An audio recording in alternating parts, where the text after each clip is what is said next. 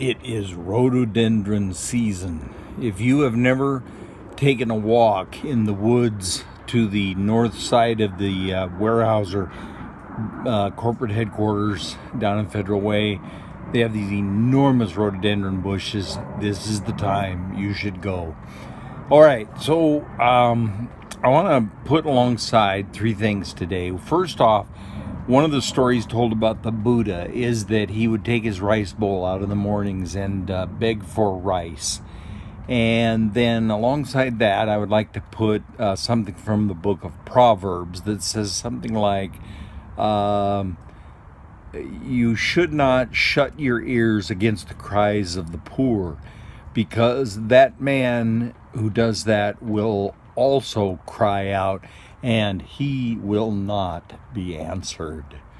Then, in the Book of Mormon, there's a sermon by a man named Mosiah, and he says something like, when the beggar puts his petition to you, don't be saying that, well, he probably brought it on himself, which is something we all do. It's pretty natural that we say that.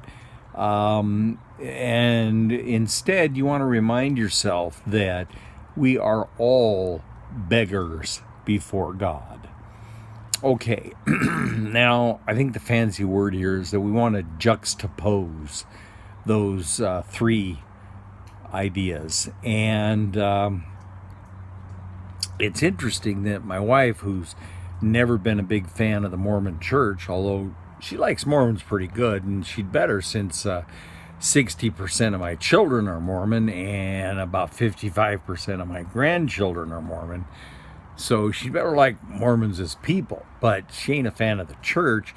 And she's been going around quoting that sermon by Mosiah, even in Sunday school discussion groups of Methodist women. And, she kept insisting it was from the Bible. And the closest she could come from the Bible was that thing from Proverbs.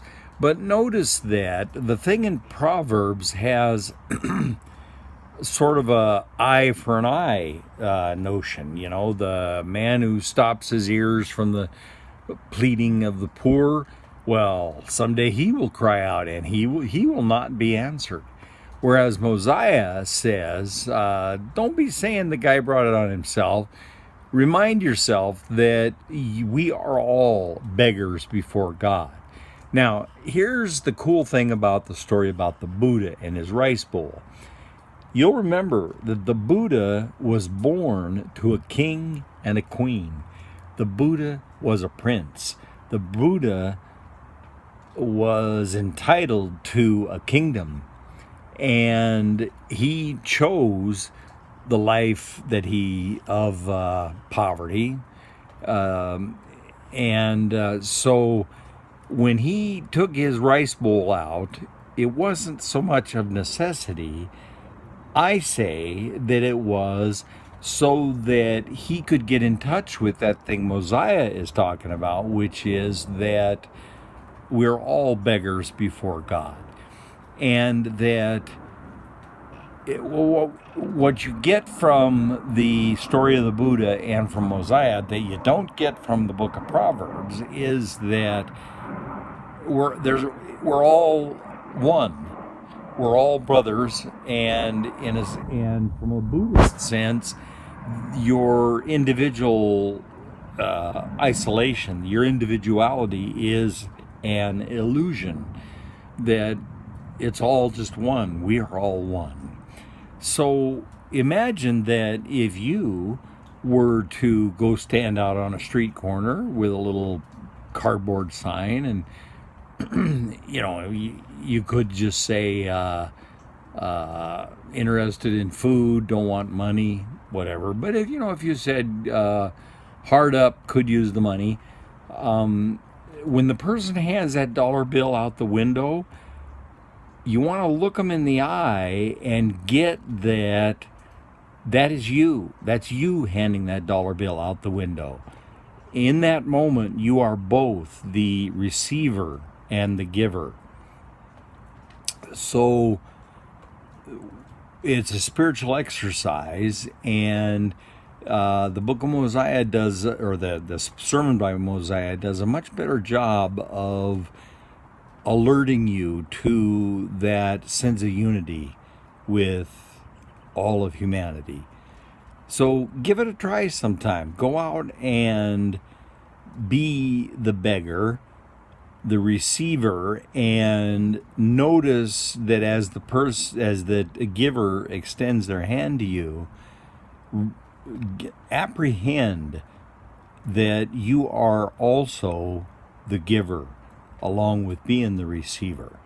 And it might then take a little bit of the hubris away from you the next time you're handing the dollar bill out the window. When you do, try to get it that the receiver is you. You are one.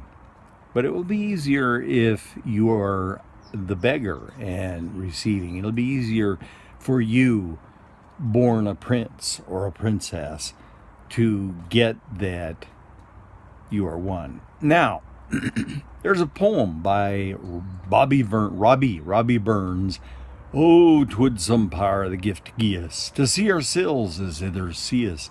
'Twould from many a blunder free us, and foolish notion. I'm not sure I got that right, but I like the way it went. And so think about that for a second. What if you really could see yourself the way that other people see you? In my own case, would I get out of the hot tub, get dressed, go upstairs, sit on the deck, and give up this hot tub curmudgeon nonsense and become instead the lakeside dilettante? But what about, take a look at juxtapose the notion of Mosiah and the Buddha rice bowl with Robbie Burns's poem, that they're not quite the same thing. Robbie Burns is suggesting that there would be a great spiritual advancement by you if you could see yourself the way that other people see you. It's not quite the same as waking up to your sense of unity and awakening from your illusion that you are separate, distinct, and isolated from humanity. So let me know how that goes, standing on a street corner with your cardboard. I'll be watching for you.